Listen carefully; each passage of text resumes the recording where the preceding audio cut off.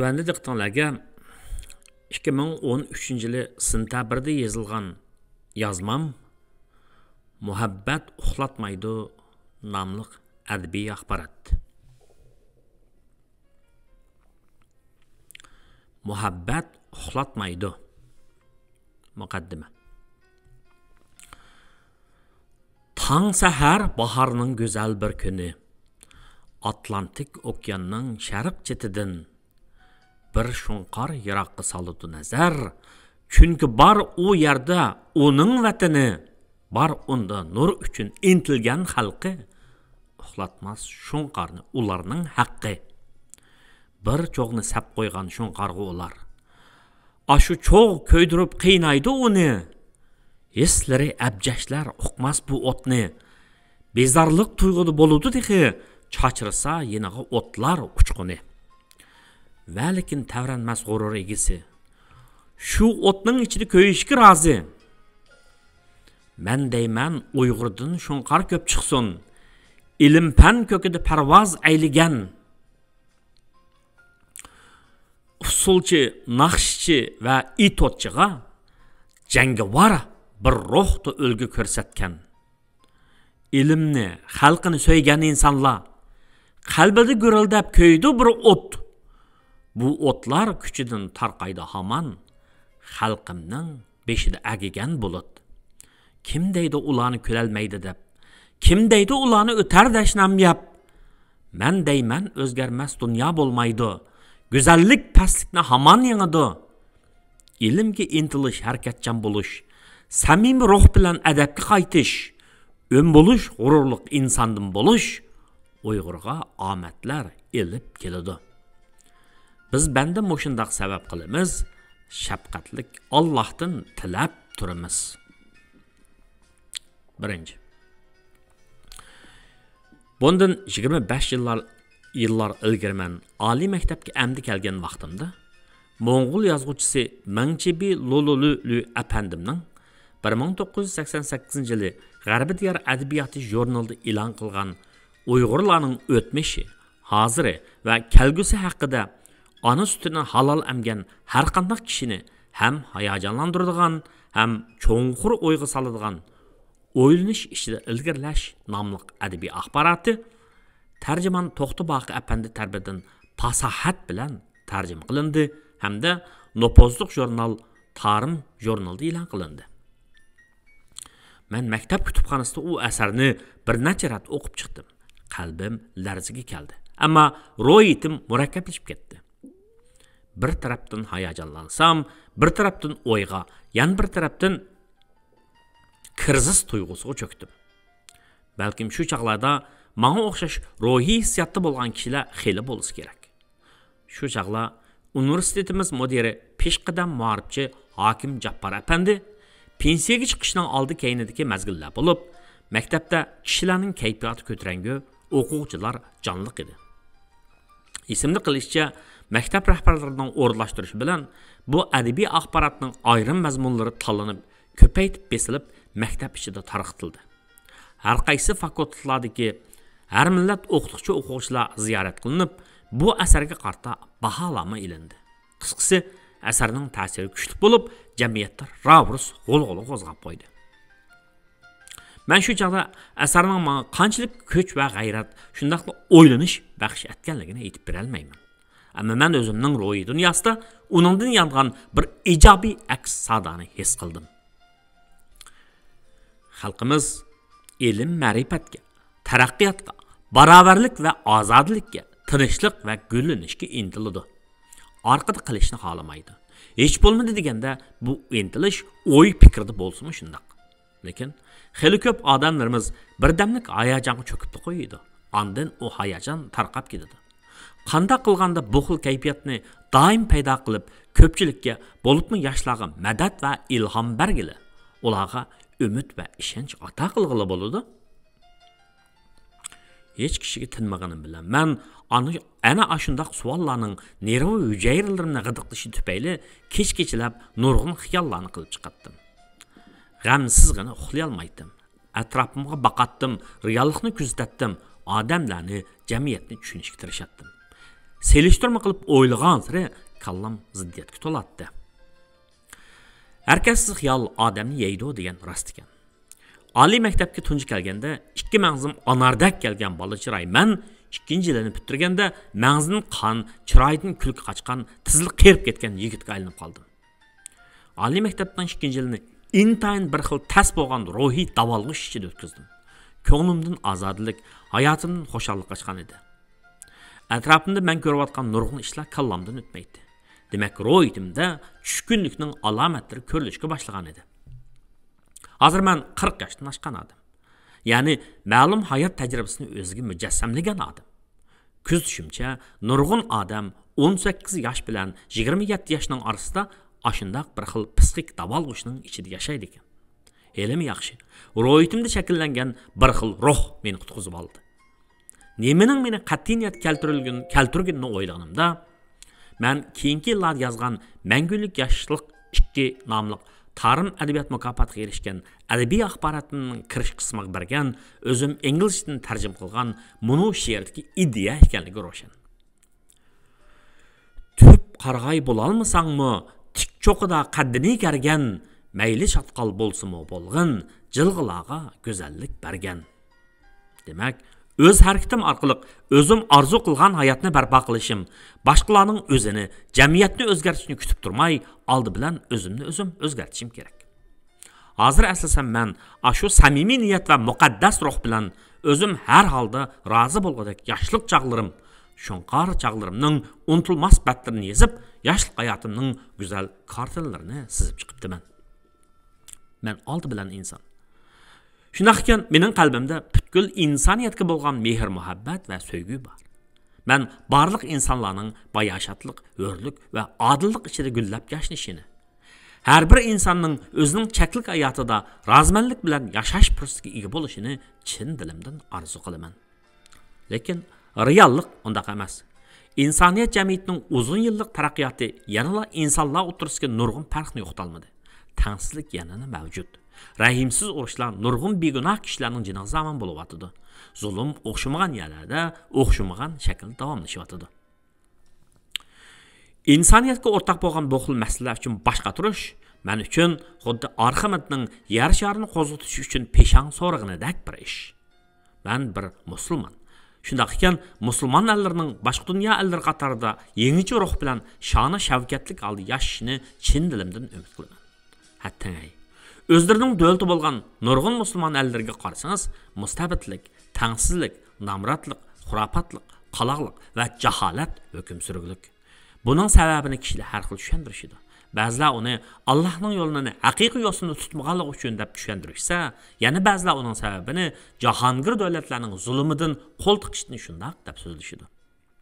Bu xil masalalar ustida bosh qotirish va fikr bayon qilish xuddi men uchun oydin kechida otishdagi hoylamda shiviy qadrini tutilib, boy bo'lib ketishdek rivoyat ustiga xiyol qilishdan boshqa narsa emas. Yotqanga qarab put uzat deydi ota-bobolarimiz. Shundoq ekan, mening xiyollarim, ishlarim o'zimizga aloqador bo'lishi kerak. Chunki men 15 milliondan ortiq xalqning bir farzandi. Bu xalqning kulkusini ko'rish, azoblarini yengiltish, ularning hurmat va ozodlik bilan yashashni orzu qilish va uni qo'lga keltirish uchun jilg'idagi bir tal yegona chatqal kabi bo'lsa-mi yashash mening istagimdir. Biz o'zimizning bugungi holatimizni o'ylashqanda va yoki tarixda bo'lgan ishlarni asliganimizda, agar undaq bo'lgan bo'lsa, agar mundaq bo'lgan bo'lsa deb reallikqa qarshi oldi qiyos bilan parang'i tushib ketishimiz. Lekin biz bugun ichida yashayapmiz. Bizning hisoblashimiz bugun va kelajak. Ya'ni avlodlarimizning bundan keyingi yashash bo'shligi va taraqqiyot fursatlari haqida bo'lishi kerak. Bizning millat sifatida ko'rayotgan kunimiz kishining ko'nglini mayus qiladi. Mayuslikdan xo'shallik ko'chish vaqtni talab qilmaydi. Muhimi bir uzunga sozilgan jarayon talab qiladi. Bu jarayonning mazmunini qat'iylik to'lgan harakat yaratadi. Bu xil mazmun ko'p xillik egidir.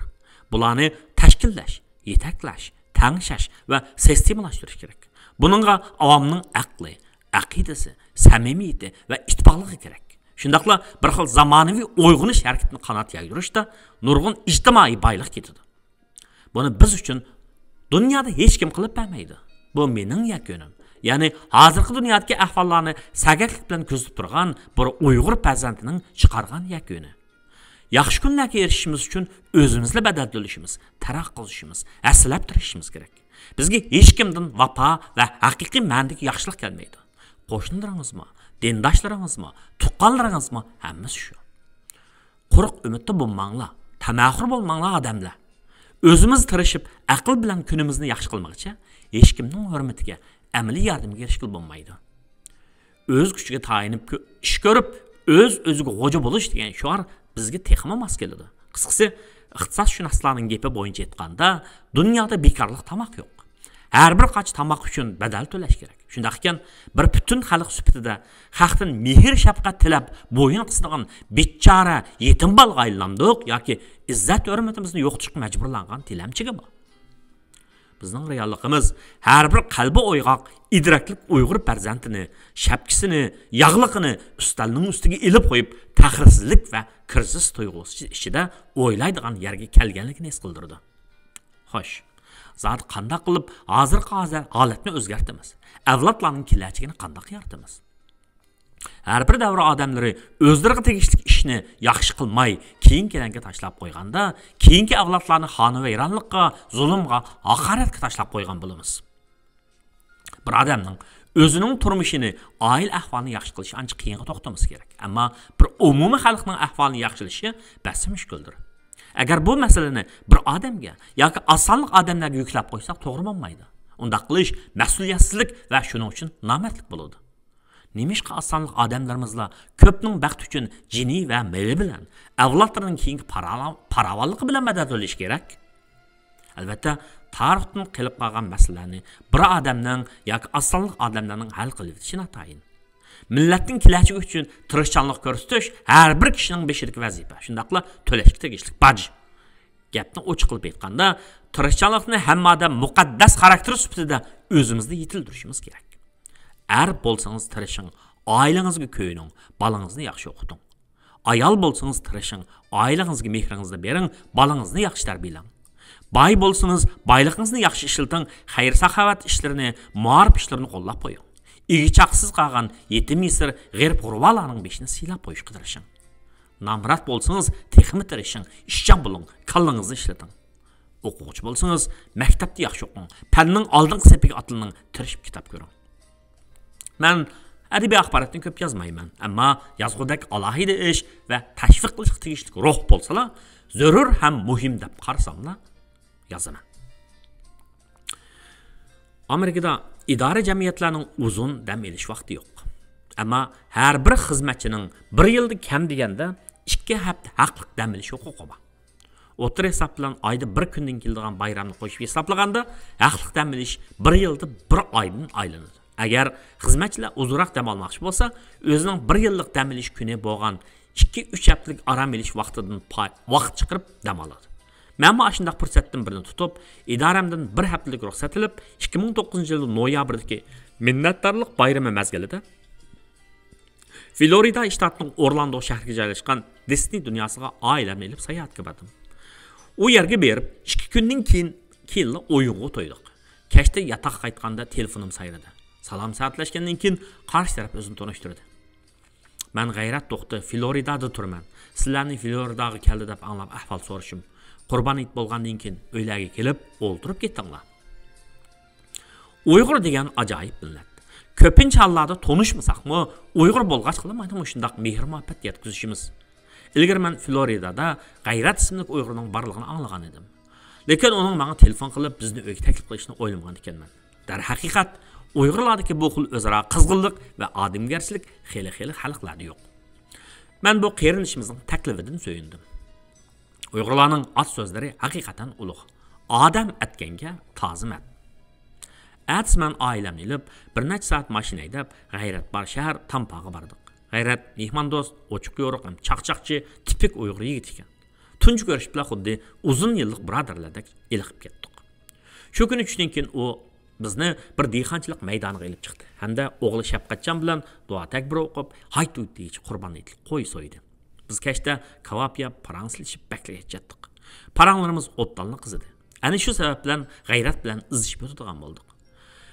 Bultur baharning bir kuni G'ayratning telefon keldi. Qara Qaysar, mening Farhat deb bir og'inam bo'ladigan. Uning balasi Massachusetts Texnika institutiga to'liq o'qish mukofoti bilan qabul qilindi.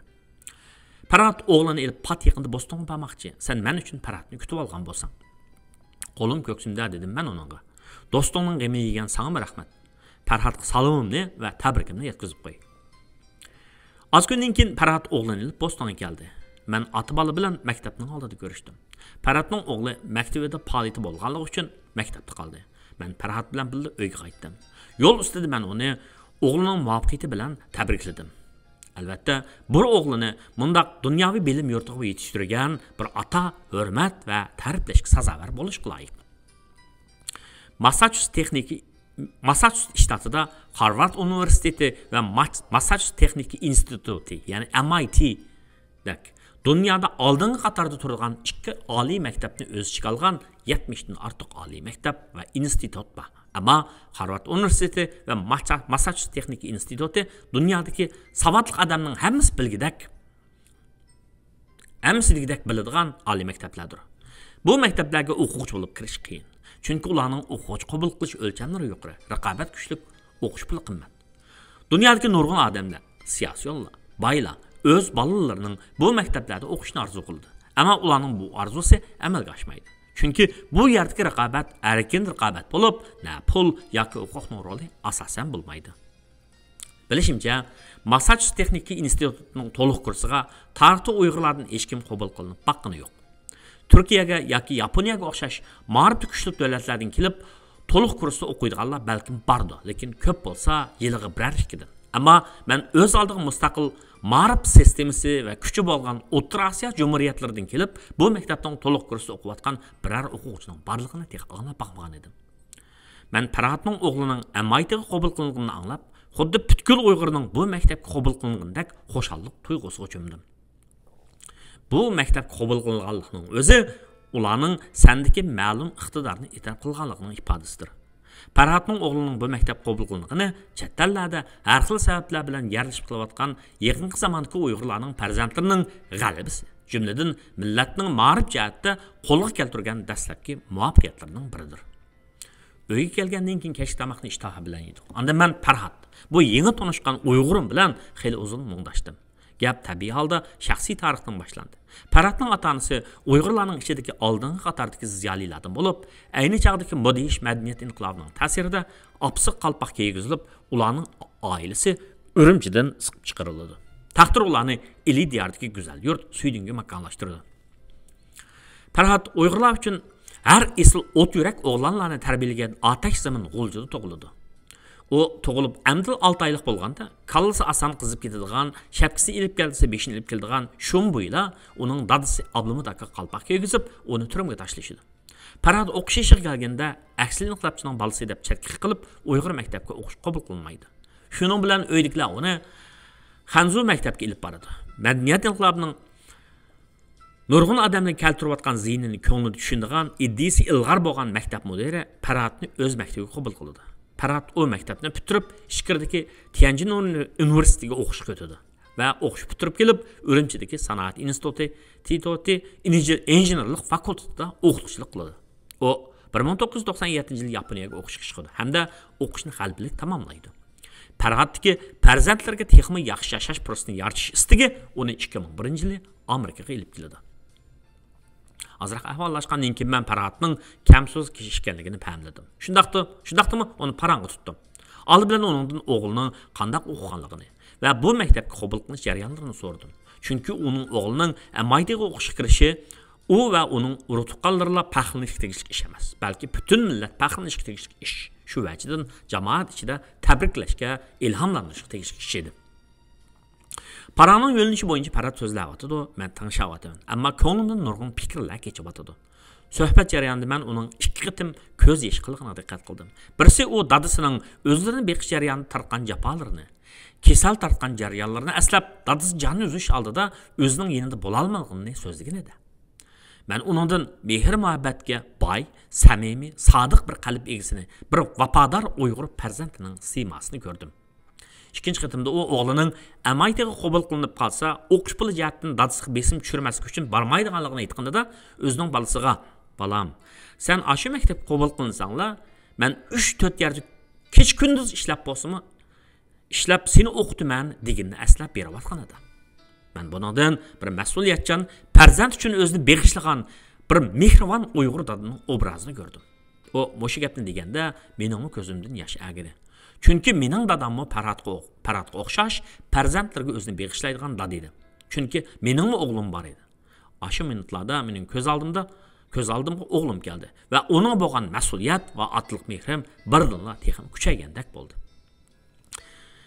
Mən Pərhat bilan gerçi keşkib tanışqan bolsammı, lekin nəhayət tizli fikirdaşlardan bolup gelişdik. Çünki mən onun balısına atlıq mehrini berib, bugünkü persentlərini yaratıb bergini üçün onun ademiligiga, səmimligiga işendim. Əgər cəmiyyətimizə qaraydigan bolsaq, cinayət yoluga kirib ketgan balalar adamni içindirsa, xarlanğan balalarning ahvoli adamning yuragini yetishtirdi. Ularning aşı ahvoli qilishda cəmiyyətni to'laroq ularning ota-onasining mas'uliyati bor.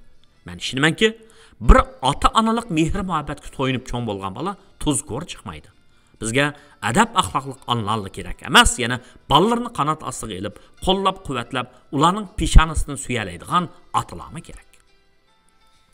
Mening ko'rganlarimning ko'payishiga ergishib, hayot o'lchamlarimning sifati o'sdi. Men odamlar bilan aloqa qilganda oldi bilan bunini o'ylashadigan bo'ldim. U kishi oilasini suyamdi, farzandlarga mehr beramdi, ota-onasini hurmatlamdi, normal insoniy tuyg'u bormi? Ota-boblardan amal qilib kelayotgan urf-odatga, adab axloqqa rioya qilamdi. Agar javob shunday bo'lsa, u kishi mening izdishadigan odamim. Agar fursatparast, quv, shumniyat, samimiyatsiz bo'lsa, yeniga yaqin kelmayman. Bu xiyolga chupranda odamlar oxir hisobda eng bichora odamlardir. Bundaq odamlardan millat va jamiyat tugul o'zining oilasiga, tuqqanlariga vafo kelmaydi.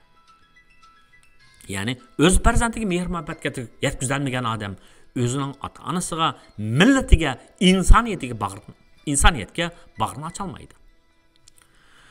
O'tgan yil sentabrda Pəratdan telefon keldi. O meni oila bo'yicha minnatdorlik bayrami mezgilida uyga taklif qilgan edi. Qaraganda Amerikaliklarning minnatdorlik bayrami mening yangi tanishlarga erishadigan paytlarim o'xshaydi. Men Pəratga kesib javob berolmadim. Ammo uningga rahmat aytib, amal bo'lsa bordiganligimni aytdim. Chunki 2 oyning ichida ba'zi bir biz kontrol qila olmaydigan ishlar tufayli bora olmaslik mumkin edi. Shu kuni kelishga bir necha kun qolganda men o'zim bo'lsam, birinchisi taklifning hurmati uchun, ikkinchisi Pəratning o'g'li haqida ko'proq ahvol egallash uchun, uning muvaffaqiyatini Uyg'ur ota-onalarga, yosh o'smirlarga atrofli bayon qilib berish maqsadida Virginia shtatiga bordim. Ko'rdimki, Pərhat bu tirishchan Uyg'ur farzandi o'zining chechanligi va tirishchanligi bilan bir obdan baxtli oilaning to'riga bo'lib turmush kechirib o'tibdi. Pərhatning ayoli Adila o'zi ochiq chiroy, qo'li gul, mehmondo'st xonim ekan. Men ularning qizg'in kutib olishiga muyassar bo'ldim. Hamda Pərhatning inisi men bilan tangtish bo'lgan yana bir Uyg'urim Mutallib Abdulmut bilan tanishib sirdoshdik. Mutallib aqlli, tirishchan, tipik Uyg'ur yigit ekan. Rahmatli Abdulmut İbrahim aka farzandlarini haqiqatan yaxshi tarbiyalab, bir otaning farzandlari uchun qiladigan eng muqaddas farzini, ya'ni farzandlarini yaxshi o'qitish mas'uliyatini ado qilgan ekan. Janob Alloh yotgan joyini jannatdan qilsin. Amin. Mutallib aksiga qanot bo'lib, oilasi bo'yicha aksi bilan bir shaharda tirishib ishlab, obdan yashab o'tibdi. Men Virginia shtatiga kelib yaxshi qilib ekanman. O yerde ko'rishmagili uzun bo'lgan tanishlar bilan ko'rishib olgandan keyin o'zim ko'nglimga silib kelgan o'y fikr va savollarimga javob tepishga kirishib ketdim. Men Pəratning uyining 2-qavatidagi uning o'g'li yotgan uyga chiqib, uy ichiga zang soldim. Uyning tomlari uning o'g'li olgan nurg'un taqdirnomalar va mukofot buyumlari bilan to'lib ketibdi. Men ularni bir-birlab, inchkilab ko'zdan kechirib chiqdim va qisman uchurlarni xotirlab oldim. Hurmatli o'qirmanlar, diqqat qilgan bo'lishinglar mumkin. Men maqola yozib musher kelguncha MITga qabul qilingan bu faxrli yigit, ya'ni Pərhat Abdulmutning o'g'lining ismini tilga olmadim. Endi uning zurriyati tug'ildi. Hozir men sizlarning qiziqishinglarni jalb qilgan, o'zining aql idrogi, Uyg'urlik g'ururi va natijasi bilan qalbinglarni larziga solgan Uyg'urlarning tarixida tunji bo'lib MITning to'liq kurs sinifiga to'liq o'qish mukofoti bilan qabul qilingan aqlli Uyg'ur yigitini g'urur va muhabbatga to'lgan ko'ngil sahnanglarga xushallik bilan taklif qilmoqchi va u haqidagi kishini ilhomlantiradigan, yoshlarimizga kuch bag'ishlaydigan hikoyani sunmoqchi. Mana Çimendop kiygan tatlı bir Uyg'ur o'smir, nimalargadir nazar ag'darayotgan suyimli o'smir, koinotga quchoq ichib bo'shliq parvoz qilish oldida turgan, shunqar kabi holatda turgan Uyg'ur yigiti har xil irqdan bo'lgan saboqdoshlari bilan inoq do'stona kayfiyatda maktabda faoliyat ilib berayotgan o'lgulik o'quvchi. Maktab sahnalarida Alyul a'lolik mukofotga noil bo'lgan Uyg'ur farzand. Uyda model yasayotgan ijtihadli kashfiyotchi, dadisining mehridan kuch elayotgan bo'g'in, qinida bar bo'lgan Uyg'ur xos cho'qliq va jonliqlikni, hayotga bo'lgan muhabbatni ishonch bilan ifoda qilayotgan Uyg'ur yosh. 2011-yili 21 mayda Wisconsin shtatining Madison shahrida o'tkazilgan davlatlik texnik olimpik musobaqasida chempionlik bilan zafar quchgan Uyg'ur yigiti. Amerika olamlik havo qatnash idorasiga mamlakat bo'yicha tanlangan 100 o'rta maktab o'quvchisining biri, ham guruhi boshlig'i bo'lib nutq so'zlayotgan, guruhi muzokarasida yetakchilik qilayotgan, fikr qatnashtirayotgan, chehrada nur va xushallik yig'ib turgan, konvoy ko'ylak kiyib MIT'da yurgan Uyg'ur yigiti. Men anglagandim, bir ko'rgan a'lo deydi atalar. Men bu faxrlik farzandimiz haqida yuqorida bayon qilingan tasvirlar o'z ifodasini topgan MIT'dagi Uyg'ur yigiti nomli qisqa filmni o'zronlarga sunish bilan birlikda bu faxrlik yigitimizning ismini e'lon qilaman. Mana bu Farhod Ablamut va Adila Abdullaning o'g'li. Ularning emas balki yana Uyg'urlarning faxrlik yigiti Farhoddir. Farruq 1993-yil 30-noyabrda Urumchida bir muhabbatga to'lgan illiq oila dunyoga keldi. Suv tuvandan pastga oqdi. Bir g'ururliq odam olg'a intildi. 1981-yili butun Jongo bo'yicha o'tkazilgan o'rta maktab o'quvchilarining matematika musobaqasida chempion bo'lgan. Ya'ni davlatlik matematika ilmiy jamiyatining chempionlik mukofotini qo'lga keltirib, Eliyovads va butun rayonimizni bir mahal zilzilga silib qo'ygan Farhod Ablamut sanoat universitetidagi o'qituvchilar xizmati bilan qanoat hosil qilmadi. Balki texnik ilg'or fan texnika bilimlarini egallash uchun 1997-yili Yaponiyaga keldi. Arqadan Adila xonim va farzandi Farruxni Yaponiyaga yetib keldi. Farruh yasliga kirish arpasida o'z farzandlarining yashash bo'shlig'ini va keng taraqqiyotini ko'z tutgan Farhod 2001-yili Amerikaga yetib keldi. Amerika ajoyib bir davlat. Sen uningda xotirjam yashashing uchun hamon xotirjamlik ichida kun o'tkazishga majbur bo'lsan. Bu jamiyat fursatlarga to'lib toshgan yo'q. Azroqli bexastalik qilsang, qattiq yiqilib tushsan. Bu shundoq davlatki, o'z yurtida ho'kirab yuradiganlar yuvosh bo'lib ketib, yuvoshlarga mung'iz chiqib qoladigan. Bu shundoq jamiyatki, o'z vaqtida man deb maydisiga mushlagan yigitlarning ko'zidan yosh, jenidan tosh chiqarib o'tadigan. Bu yerda na cho'ngchilik, na so'latvozlik, po'chilik oqmaydi. Bu yerda oqidig'ini samimiylik bilan gapni oz qilib qattiq tirishish, tar to'kish, gapni ko'p, ishni oz qildingmi, bo'ldi, keyningda qog'ning qolgan. Keyningda qog'ning qolgan. Qısqası bu cəmiyyət o'rinlarni, g'ayvatchilarni, samimiyatsizlarni shallaydi, cho'kiradi, ishchanlarni, samimiy odamlarni ko'taradi. Farhodning xarakterida shakllangan tinim topmaslik ruhi va aql parasat uning nurg'un jafolarni chekish musofasini qisqartdi. U Amerikaga kelgandan keyin ko'p tirishdi va ozli vaqtdan keyin farzandlarining keyingi tarbiyalashini ko'z tutib, Amerikadagi oliy bilim yurti bo'lgan George Mason universiteti joylashgan yerdan uy setilib shu yerga makonlashdi. Farruq mana shu Fairbanks viloyatida boshlang'ich va to'liqsiz o'rta maktabni bitirgandan keyin bu yerdagi ommaviy to'liq o'rta maktabga o'qishga bordi. U bu maktabda har jihatdan tiz o'sib ketildi va kishini ham xush qildigan, ham hayron qoldirgan natijalarni yaratdi. U yezig'chilik jihatda, ijtimoiy tashkillash jihatda va fan texnika kashfiyoti jihatda maktabning, viloyatning, shtatning mukofotlashiga va hatto Amerika ma'rif ministri Ari Donchan va Amerika prezidenti Obamalar imzo qo'ygan taqdirlarga erishdi. Hamda Virginia shtatidan yuqori palataga saylangan kengash palata a'zosi Mark Warner apandining alohida tabriklashiga erishdi. U o'qishda har yili alyol a'lolik natijasini qo'lga keltirdi. Virginia shtati bo'yicha o'tkazilgan o'rta maktab o'quvchilarining fan texnika ijodiyat musobaqasida u da 4 qatim chempion bo'ldi. 2011-yili uning uchun intayin mo'loslik yil bo'ldi. Uning ma'rif mening muvaffaqiyatli kelgusini yaratishda qanday rol o'ynaydi degan maqolasi Fairfax viloyat bo'yicha o'tkazilgan nutqlash musobaqasida chempionlik erishdi. Uning bu natijasini isbotlab,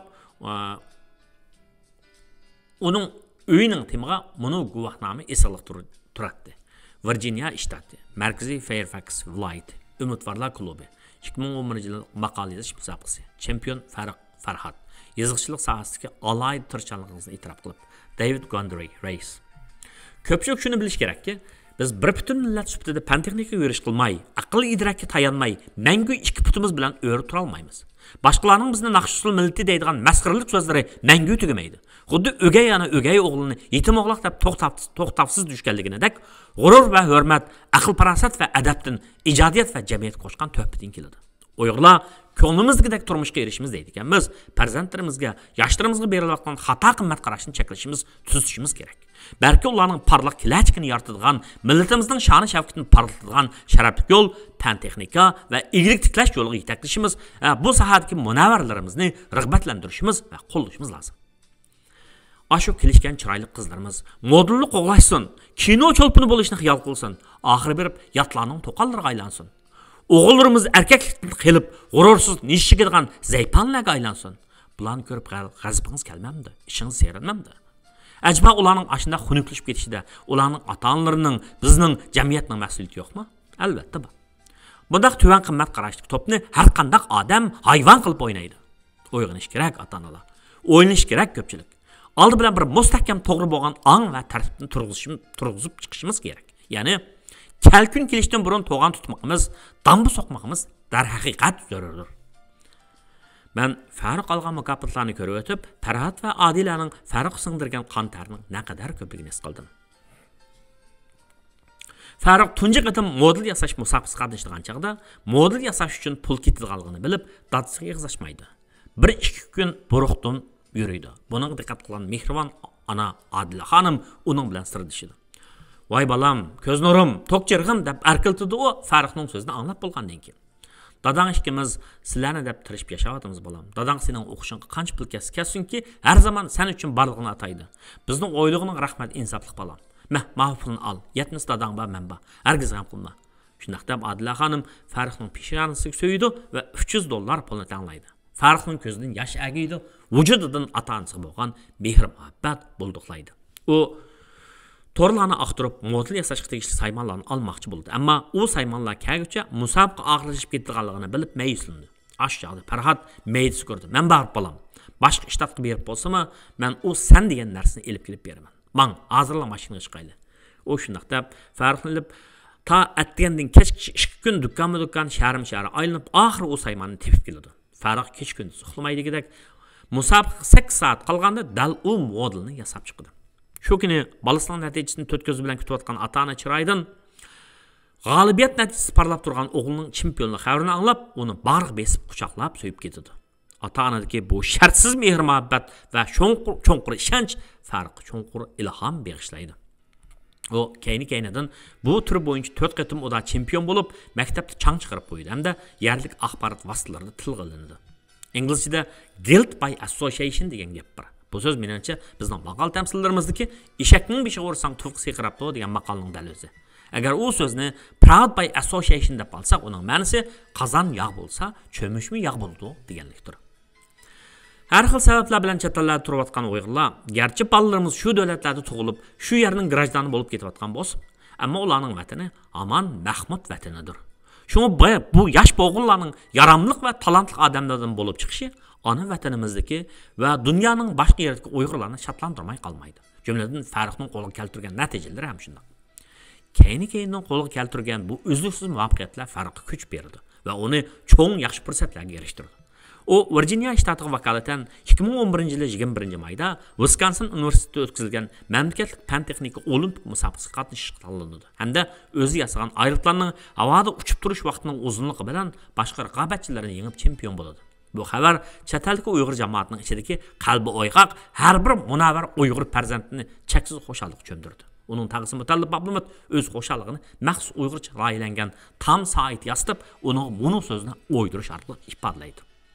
Farruq Farhat Abdumat büyük mukofotga erishgan tunji Uyg'ur farzandi. Barliq muvaffaqiyatlarini tabriklaymiz va texmi büyük natijalarga erishishini tilaymiz. Sevgi bilan tag'ang mutallib oilasidan. Mushu musobaqa bo'lib az vaqtdan keyin u Amerika davlatlik havo boshlig'i texnika markazi tanlagan 100 talantli o'rta maktab o'quvchisining biri sifatida bir haftalik o'rganish va tajriba almashtirish faoliyatiga tanlandi. Bu kichik natija emas albatta. Onun muvaffaqiyatini tabriklab, Virginia shtatidan bo'lgan yuqori palata a'zosi Mark Warner apandi Farruqqa buni xat yozdi. Washington DC 2011-yil 1-yil. Sevimlik Farruq. Men sizning Virginia havo boshliq fan texnik talabatlari programmasini g'albilik tamomlaganingizini tabriklash yuzasidan bu xatni yozyapman. Raqobat to'lgan hozirgi davrda sizning amalning barish texnik ko'p ma'rif va tarbiyalash fursatini qo'lga keltirishingizdan boshqa har qanday qo'l keltirishingiz boshqa har qanday chaqda ketgan o'yindir. Shundaq bo'lganda siz dunyo iqtisodiga ishonch bilan qatnasha olasiz. Sizning bu pallikka kelganingizning o'zi sizning o'z jamoatingizga ma'nlik usul bilan to'p qo'shiq tayyorlik qilayotganingizni tushundirdi. Men shuning uchun qo'rqishnimanki, kundan kunga murakkablasib ketib qolgan bugungi dunyoda davlatimizning kelgusi uchun yetakchilik qila oladigan va ijobiy yo'sinda to'p qo'sha oladigan yoshlarga bo'lgan ehtiyojimiz ishib bormoqda. Men sizning o'qish jihati qo'lga keltirgan natijalaringizni tabriklayman. Hamda davlatlik olam qatnash Langley tadqiqot markazida bir haftalik yozliq tarbiyalanishga qatnashganligingizni olqishlayman. Mana shunday ahamiyatli fursatda men sizning saboqdoshlaringiz, oilangiz va o'qituvchilaringiz ham do'stlaringiz bilan birga sizning natijalaringizga hurmat bildirish fursatiga erishganimdan minnatdorman. Hamda sizning kelajagingizga zo'r utuq tilayman. Amerika Qo'shma Shtatlari Kengash palata a'zosi Mark Warner. Amerika ko'chmanlardan tarkib topgan davlat. Bu yerga kelgan kishilarning irqi, etnik manbasi, e'tiqodi har xil bo'lgan bilan Amerika jamiyati ta'minlagan nisbatan barobar qonuniy tuzum va ijtimoiy kayfiyat har kimning o'z qobiliyatiga yarasha erkin raqobat shaklida taraqqiy qilishiga fursat yaratib bergan. Bu davlat talantlarni, bilimi borlarni kim bo'lishidan qat'iy nazar qadrlaydi va e'tiborlaydi. Prezident Obama taxtga chiqqandan keyin bu davlatning fan texnik sohasida ustunlikni saqlab qolish orqali Amerikaning dunyodagi ta'sir kuchini zo'raytirish maqsadida fan texnikaga ko'p mablag' solishga, talantli yoshlarni bayqash va tarbiyalashga ko'ngil bo'ldi. Har qanday xalqning yosh avlodlari jamiyatning ko'yinishini, tarbiyalashi, yetaklashi va rag'batlanishiga muhtoj bo'ladi. Yoshlarni yo'qitib qo'ygan millat zavolliq yuz tutadi. Amerika jamiyatining har qaysi qatlamlarida har holda bu nuqtani tushunganlar bor. Shundaqla barobarlik tuyg'usiga yaxshiga hurmat, askiga nafrat bo'ldi yag'dira oladigan jamiyat aldirab yengilmaydi. Farruh Uyg'urning pushti. Uni mayli Aqsaray bo'lsin yoki Amerika ma'rif ministrligi bo'lsin, sen asonliq millat ekansan, Uyg'ur ekansan demadi. Undaq deb o'ylamadi va demaydi, o'ylamaydi. Qachon bu davlat hokimiyat yurgizishlar shunday o'ylaydi ekan, Amerika zavolli qarab yuz tutadi. Kamsitish va ayrimchilik xuddi yog'ochni yegan qurtga o'xshash, o'zini bilolmay ko'ranlab ketganning har qanaqaning beshiga chiqadi. Aqsaray va ma'rif ministrligi Farruhning fan texnik jihatdan qo'lga keltirgan natijalarini muboraklab, boshqa munavvar o'quvchilar qatorida uni mukofotladi. Men uning uyida tuvanlik taqdirnomani ko'rdim. O'qish jihatga alohida natijangizni e'tirof qilib, prezidentning ma'rifdagi Islom mukofoti sizga tortiq qilindi. 2012-yil. Amerika Qo'shma Shtatlari prezidenti Barack Obama imzo. Amerika Qo'shma Shtatlari ma'rif ministri Ari Donjan imzo. Sharaf deb mana buni deymiz. Men de naqsh o'qib usul o'ynagan birarning bunchalik sharafdan bahramand bo'lganini ko'rib baxmadim. Bizning ba'zi sodda hissiyatchan odamlarimiz texi alli kimlarningdir yerim yalang'och usul o'ynab, g'iljanishib naqsh etib saniga chiqqanini qarabla, ularga mastona bo'lib, ulardan faxrlanib ketadi. Hay nodonlik. Mana bu shundaq taqdirnomalar va natijalar oliy maktablarga o'qishga iltimos qilganda dunyodagi danliq oliy maktablarning tanlab turib qabul qilishida muhim rol o'ynaydi. Bu yerda Amerika oliy maktablari haqida qisqa to'xtalish zarur. Amerikaning oliy maktablarida o'qishning o'zgarishlik shartlari, qiyinchiliklari va yana u ilib kelgan fursatlar bor. Amerika oliy maktablari xususlar idorchiligidagi oliy maktablar va hukumat idorchiligidagi ommaviy oliy maktablar deb ayriladi. Odatda danliq universitetlar xususlar idorchiligida bo'ldi, ammo bu maktablarning o'qish puli haqiqatan qimmat. Ommaviy oliy maktablarning o'qish puli xilli tuvan bo'lib, maqsad fuqarolarning oliy ma'rif tarbiyasiga erishish fursatini yaratishdir. Shunga ba'zi o'quvchilar o'qish pulining arzonligi tufaylidan ommaviy oliy maktablarni tanlaydi. Bu maktablarning o'qish sifati jihatdan mohiyatli farqi yo'q. Albatta, u maktablar Harvard yoki MIT o'xshash danliq oliy maktablar.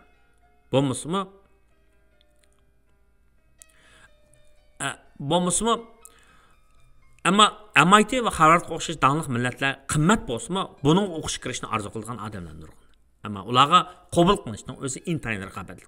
Har bir to'liq o'tirib bitirgan o'quvchi cho'qim asayt yana to'liq o'tir maktab o'quvchilarining saviyasini ayirgan o'lcham imtihondan imtihon berishi, yuqori nomer elishi, o'zining to'liq o'tir maktabdagi natijasini, qisqacha tarixi, arzusi qatorliqlarni yozishi hamda 3 odamdan lilla bo'lgan baho xatni elish kerak.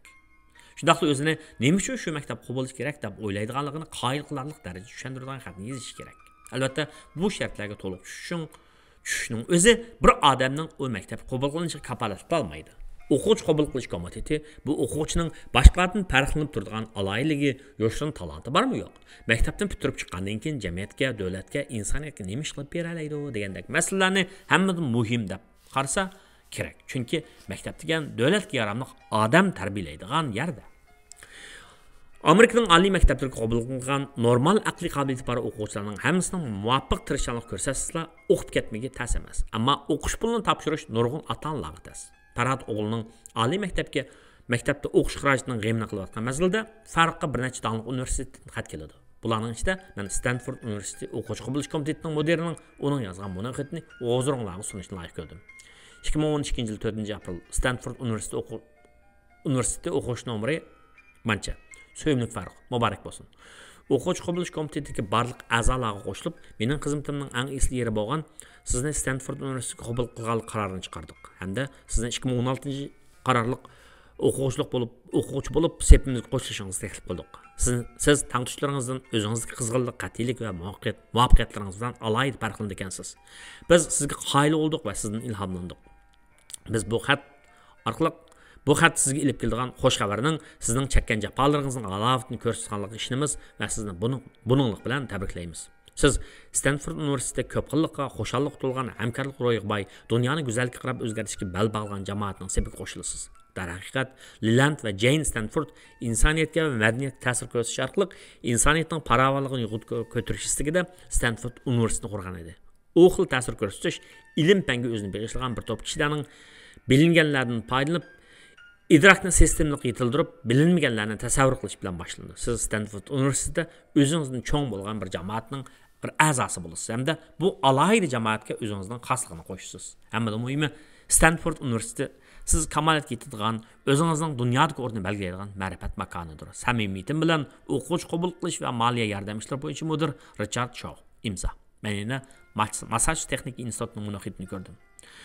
Massachusetts texnik instituti Farhatning 2016-qarorliq o'quvchilik qabul qilinganligini iftorlik bilan jakalaydi. 2013-yil 14-mart maktab tamg'asi. Massachusetts texnik instituti mudiri Susan Hackfeld, o'quvchi qabul qilish komiteti mudiri Stuart Sichmon. Farruqning medal va mukofotlarini ko'rib o'tib, birdan yana mundaq bir guvohnoma ko'zimga tushib qoldi. Guvohnoma Xanzuchida. Unda Farruqning yosh chog'laridagi rasm bor edi. O'rta maktab matematik musobaqasi, al-yo'l alaliq guvohnomasi. Uyg'ur Abnum rayoni G'ulji shahri.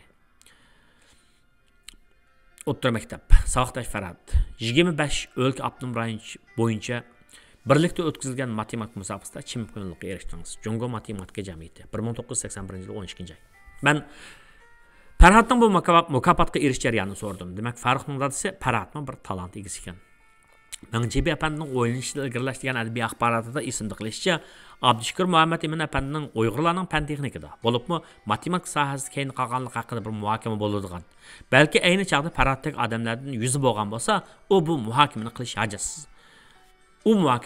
ajoysiz bo'ladi. Har xil sabablar bilan chet ellarda turib qolgan Uyg'urlarning o'zimizga kuchli o'y xiyollari, xizmat va turmush jihat duch kelgan masalalarimiz bor. Buning ichida ba'zi masalalar o'rtaq, ba'zi masalalar xosligiga. Men bu yerda mana bundaq bir o'rtaq masala haqida to'xtalishni to'g'ri topdim. U bo'lsa-mu, farzandlarimizning kelajagi ularning o'zi turayotgan sharoitda Uyg'urlik salohiyatini saqlab qolish masalasi. Bu haqda chet el turmushini beshini ko'chirib boqqan xalq bilan yashash yo'lini tanlab vatanga qaytib ketgan qarinishimiz, vijdonli Uyg'ur yigiti Abduvali Ayib Gulan apandi o'z yozmalarida bir qadar tafsiliy to'xtalib o'tgan. Men bu yerda mazkur qarinishimizning ro'yiga qoyilligim va hurmatini bildiraman va uning yozganlarining reallik uyg'un ekanligini tahqiqlash orqali uni qo'llaydiganligini eskartmoqchiman. Men bunda o'ylayman. Insonning umri cheklik. Sadlashib shaxsiyatchilik qilib yashashning o'zi Tangri bergan hayotni qadrlamagan. Shunga inson sharoitli bo'ladi ekan, qo'lidan keladi ekan, o'zaro mehr-muhabbatga tutishib yashagan yaxshi. Mening tushunishimcha, bu bir haqiqiy musulmonda bo'lishlik xislat. Mening bu o'yda bo'lishim albatta mening axbaqligimdan emas, balki bir Uyg'ur bo'lsa-mu, yaxshi bo'lsa-mu, ishi yaxshi bo'lsin, qiyini oson bo'lsin, turmush ravon bo'lsin, yuksalsin, g'iribsinib qaymib qolmasin deb o'ylaydigan aqidaning, to'g'risi aytganda muhabbatning bo'lganligidir. Agar biz o'zaro bir-birimizga mehr-muhabbat ko'rsatmasak, g'amimizni yeyishmasak, kichiklarga o'tir yo'lda qolganlarga ozliq qarindoshlik ko'nglimizni yetkazmasak, oramizdagi ojizlarning bosh qutubga iqib ketishi yuz beradi. 2 yilning oldida Malayziyadan bir inimiz Bostonga ilmiy yig'in kelmoqchi bo'lib, men bilan aloqa qildi. O'zi yaxshi o'qigan, salom saati joyida yaxshi yigit ekan. Uni uyga boshlab berib, uydagilar bilan ko'rishtirdim. Jumladan 10 yoshli chamizlik o'g'limni ko'rishtirdim. Bu yigit Malayziyaga qaytgandan keyin Amerikada ko'rgan bilganlarini maqol qilib yozib chiqibdi. Jumladan chet elga Uyg'ur farzandlarining kelgusi haqida mulohaza berib, hamda o'g'limning Uyg'ur so'zlayolmaganini misol olib, o'zining Uyg'ur farzandlarining kelgusidan andish qilayotganligini yoritmoqchi bo'libdi. O'g'limning bu yigit bilan Uyg'urcha so'zlashmagani rost. Uyg'urchani bak ravon, ya'ni kitob tili so'zlay olmaydigani ham rost. Ammo Uyg'urcha biladiganini va so'zlay oladiganini ham rost. O maqolani birisining tavsiyasi bilan o'qigandan keyin men bu ishga sal qarasam bo'lmaydiganligini his qilib, shundan keyin uyga mehmon kelganda o'g'limni amal ba mehmonlar bilan Uyg'ur so'zlashga rag'batlantiradigan bo'ldim. Men Uyg'urcha so'zlamasam dadamning yuzi ketadi deb degan o'y o'g'limning kalsiga kirganchiga har holda ko'p yaxshi. Hozir ko'p yaxshi. Hatto atish bilan pul degan hukmlarni bog'lab bizga chaqchaqma qilib qo'ydi. Men nima ish bu ishni so'zlayman? Chunki Farhat va Adila bu jihatda bolalarni yaxshi tarbiyalagan. Buni maqtashga arziydi. Farq Uyg'urchani ravon so'zlaydi. Bostonda o'qiyotgan Uyg'ur farzandlar bilan izishib turdi. Men uni yaqinda Bostonda yashayotgan bir enimizning nikoh o'qish marosimini ko'rdim. Guvohchilikda va duoda uning bilan birga bo'ldim. Uning jamoatning sepiga yigit bo'lib ketilgandim, faxrlandim, hamda bu ishlarni olqishladim va rag'batli so'zlarni qilib, uni texmi tirishqirib ilhomlantirdim. Öz to'pining ichida yashash, ularning kulki va yig'isiga daxil bo'lish, tilda, dilda, harakatda birdek bo'lish, u bir xil kuchli muhabbat. Shundaqla o'zini so'yishdir. Ishonamanki, Uyg'urlarning so'yimlik farzandlarining ichidan Farruxning izini bo'ylab, dunyodagi danglik oliy maktablardan Princeton, MIT, Harvard, Cornell, Columbia, Yale qatorliq danglik oliy maktablarga kirdiganlar. Bundan keyin texim ko'p bo'ladi. Mana mushu kishilar oldi bilan o'zining baxtiyor klachkini yaratdi. Shundaqla millatning yuzini yo'g'ir qiladi. Yaqindan buyon har xil ruhdagi yoshlardan 10 ga yaqini men bilan aloqa qildi. Ishonamanki, yaqindan buyon bu xil ruhdagi yoshlardan 10 ga yaqini men bilan aloqa qildi. Ishonamanki, oldimizga bir necha yil ichida bulardan bir nechasi o'sha dunyodagi danglik oliy bilim yurtlarida o'qishga kira oladi. Men ularning irodasiga, aqliga va Uyg'urlik g'ururiga cho'nqur ishonaman. Bolalarimiz, yoshlarimiz yo'lini tepayotdi. Ularda umid bor. Millatimizda umid bor. Biz yuksak tirishchanligimiz va mustahkam ruhimiz bilan cho'qim yana faxr bilan yashash fursatini qo'lga keltira olamiz. Muhabbat uxlatmaydi nomli adbiy axborotning ikkinchi partiyasi. Ikkinchi qismi. Uyg'urlar son jihatda oz emas. Ularning xili bir qismi O'rta Osiyo mamlakatlarida yashaydi. Men bular haqida 70-chi ham 80-yillarda boshlang'ich maktabning adabiyot darslariga kirgizilgan Ömer Muhammedining Eg'ir kunlarda nomli hikoyasini o'qish bilan tushunchaga ega bo'lgan. Esimda qilishcha ayni chaqda boshqa elda yashayotgan Uyg'urlarning jafoliq hayoti sabiy qalbimni bearam qilgan edi. Men O'rta Osiyo ellarida yashayotgan bugungi Uyg'urlarning hayoti haqida tarixshunos Nabijon Tursun apanning yozmalari orqali ilgirlab tushunchaga erishgan edim. Ammo men ularning birari bilan ko'rish baqmagan edim. Nazarimda ular bilan bizning o'ttirimizda farq bardak. Ular o'zini bak Uyg'ur deb ketmaydigandek hissiy tushuncha dedim. Bostonda bo'lgan bunday ish mening bu xato qarashda bo'lganligimni tunib. 1997-yil dekabr mezgillari edi. Men Bostondagi birdan-bir Uyg'ur edim. Arlab buningdan telefon kelgan hisob qilmaganda Amerikadagi yangi muhit toza ko'nalmay ketib qolgan chig'imda bir kuni kech telefon keldi. Alsam qarshi taraf o'zini tanishtirdi. Men Maysam, Qozog'istondan kelgan Uyg'ur. Bostonga akam bilan ilmiy yig'inga kelgan.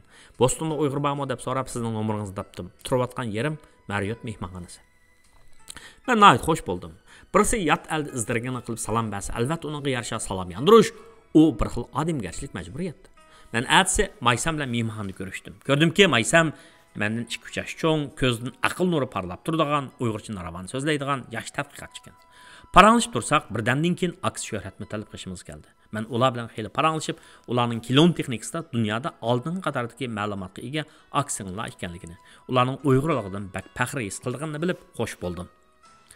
Yana bir qatam 1999-yil atiyaz mezgillari, hatto oxirgi deyman, Harvard universiteti joylashgan shahar Cambridgega joylashgan bir sinalg'i do'kondan kino oriyat olay deb do'kon kirib ketayotsam, 30 yoshlar o'pchorisi bor latofatli bir xonim o'ris tilida 5-6 yoshlar chamsiz bir bola gap qilyapti. Qarasam ayolning bir yerlari Uyg'urga o'xshab ketyapti. Siz Qozog'istondanmi deb so'radim men uningdan.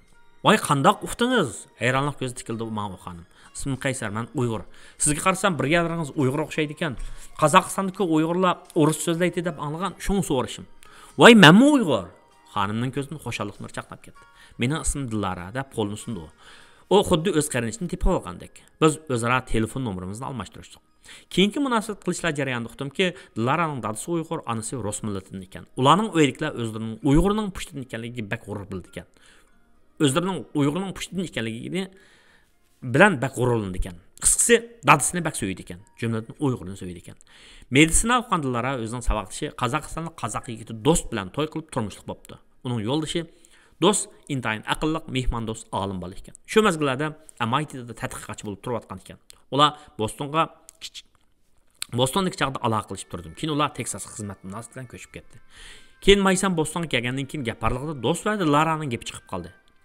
Ular Maysam bilan do'st ekan. Maysamning aytib berishicha, Laraning inisimi ajoyib Uyg'urligidan faxrlangan yigit ekan. Uyg'urligidan qanday odamlar faxrlanadi? Oq qorni biladigan, kalsi durust, aqlli odam. Qanday odam qachida? Fursatparast, munofiq, dot, manqurtlar qachida. Maysam hozir MIT'ning qaramidagi Whitehead Institute'ning bir tajribaxonaning mudiri bo'lib ishlaydi.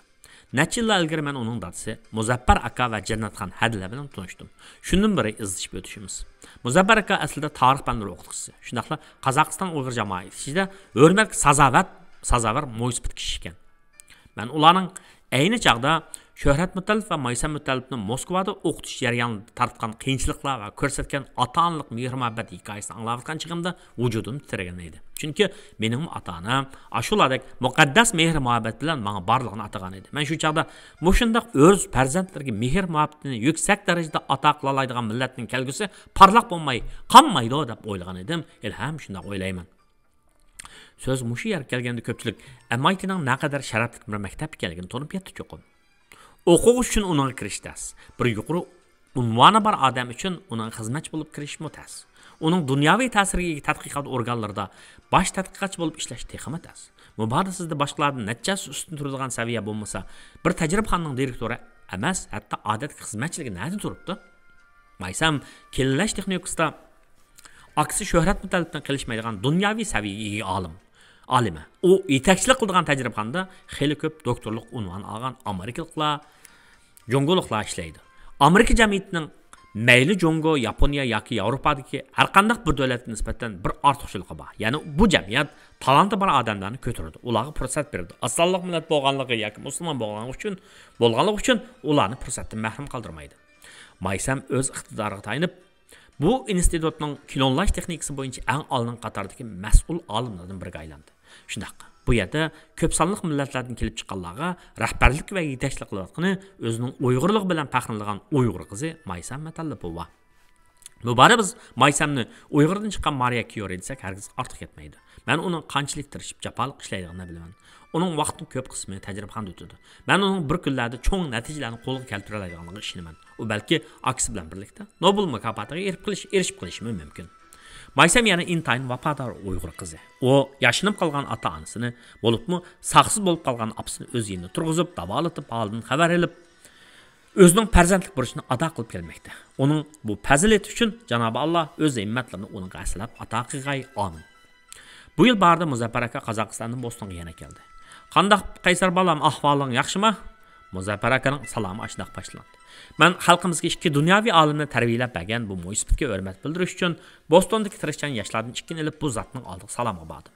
Muzaffar aka bizga nurg'un gaplarni so'zlab berdi. O gaplarida o'zining bir orzusini Ikkinchi dunyo urushida Moskvaga yaqin yerda urushda o'lib ketgan dadasining jasadi ko'milgan deb qaralgan shaharga berib, dadasining ro'yi uchun bir Qur'on tilovat, duo qilish o'yinining borlig'ini aytib berganida, ya'ni 80 ga yaqinlashgan bo'g'ay o'zi intayin kichik vaqtda tugab ketgan dadasining qabrisining haqiqiy o'rnining nada ekanligini bilmasmi? Shu shaharga berib duo o'qish niyati bo'layotgan so'zlab berganda hammaylar bak ta'sirlandi. Tamoq qilayotgan Maysam o'zining Moskvada o'qiyotgan chig'ida shu shaharga berib dadamning dadasi haqida uchra olaman deb qurbon bo'lgan askarlar tizimiga necha kun varaqlig'ini nomsiz qahramonlar qabristonligi cho'ngladan bor degan xiyol bilan u yerlarga gul qo'yg'ini so'zlab berganida bizning ko'nglimizga hurmat va qoyillik yuqori pallaga yetdi. Demak, Maysam bir fazilat egisi. Mening Maysamni Uyg'urlarga tanishtirish o'yim xelidan burun bor edi. Ammo u o'zi tipik Uyg'ur qizlardan bo'lg'achqa, ya'ni tartinchoq, kamtar bo'lg'achqa, menga ko'p narsa deb bermadi. Ko'p uchra ololmadim. Ishonamanki, Uyg'urlar dunyoviy fan texnikaning oldingi safida ketayotgan bu sevimli qizi bilan tafsiliy tanishish fursatiga cho'qim berishdi. Hurmatli o'qirman, sevimli xalqim. Men mush oxirgi qurlarni 29-sentabr tong sahar 2 ga yozyapman. Ko'zlarimga kelayotgan uyqu dushmanlarini chidam qamchilamoqda. Arg'inlik hislarimni, so'ygu farishtalari o'ziga ram qilmoqda. Men uxlashga tegishli vaqtda uxlamayapman, uxlay olmayapman. Aytinglarchi, nima o meni uxlatmayotgan?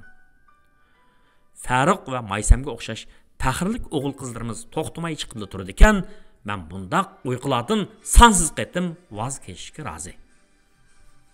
Tugadi.